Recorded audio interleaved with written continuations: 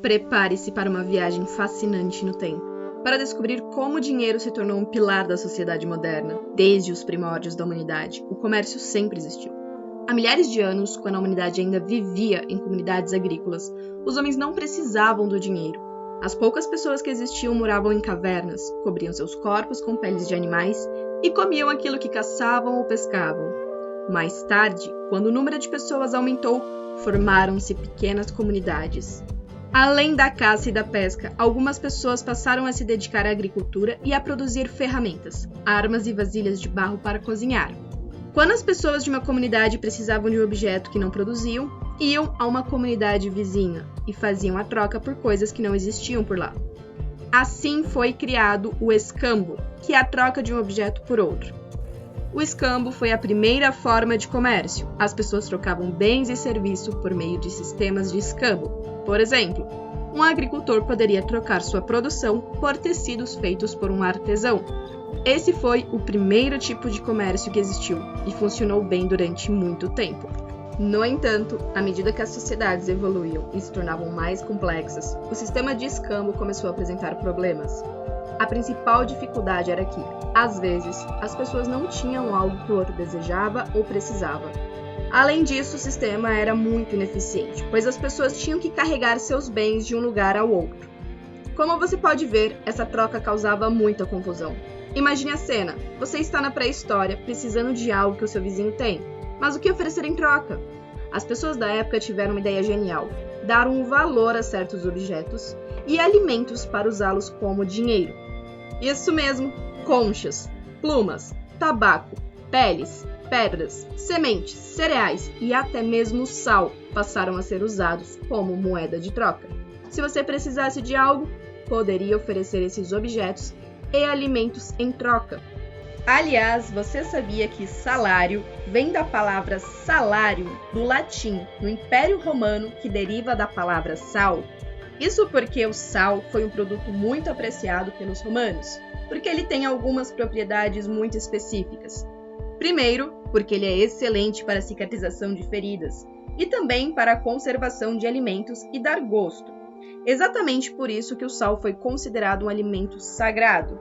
E aí vem a palavra salário, exatamente porque os soldados romanos recebiam como pagamento, muitas vezes, uma porção de sal. Depois, o sal passa a ser uma base de cálculo para se estabelecer o pagamento dos serviços prestados pelo trabalhador. Voltando ao escambo. Se você fizesse um trabalho para outra pessoa, ao invés de receber apenas um tapinha nas costas, você poderia ganhar um pagamento em forma desses objetos.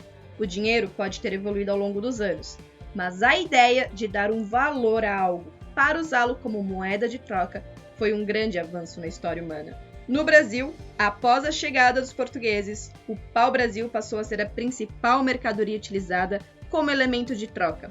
Posteriormente, o pano de algodão, o açúcar, o fumo e o zimbo, que é um tipo de concho utilizado nas trocas entre os escravos, foram utilizados como moeda mercadoria. Com o tempo, as pessoas começaram a usar metais preciosos, como ouro e prata, uma forma de troca mais prática. Os metais eram duráveis e não se deterioravam com o tempo, o que os tornavam ideais como moeda.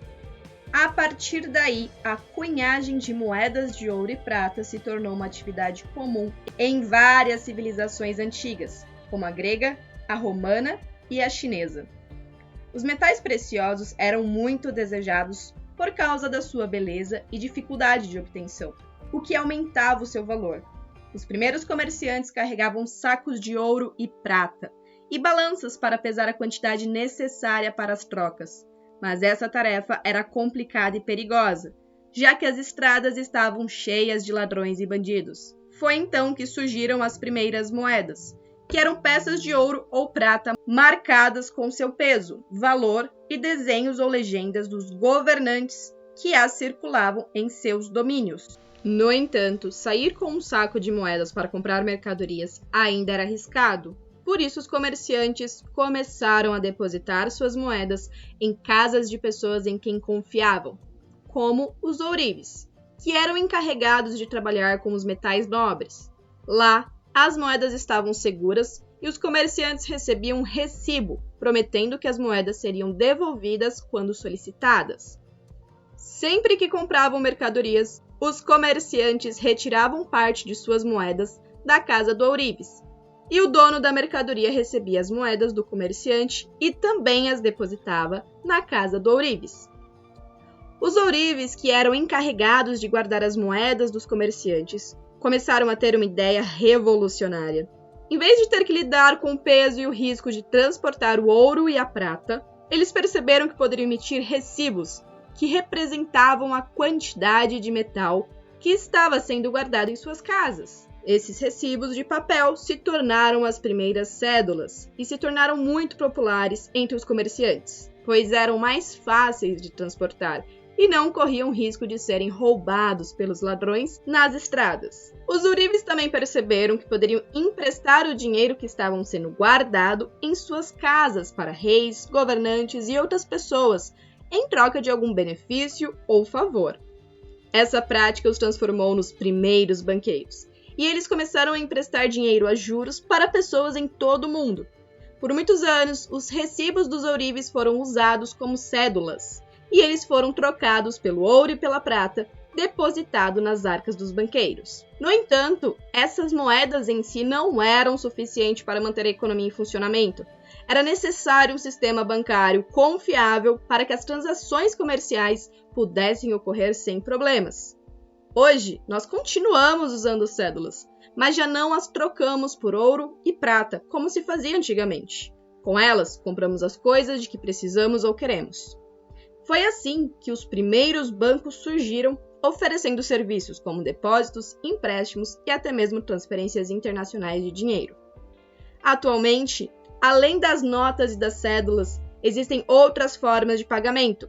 Você se lembra de que os ourives entregavam aos comerciantes um recibo em troca de ouro e prata?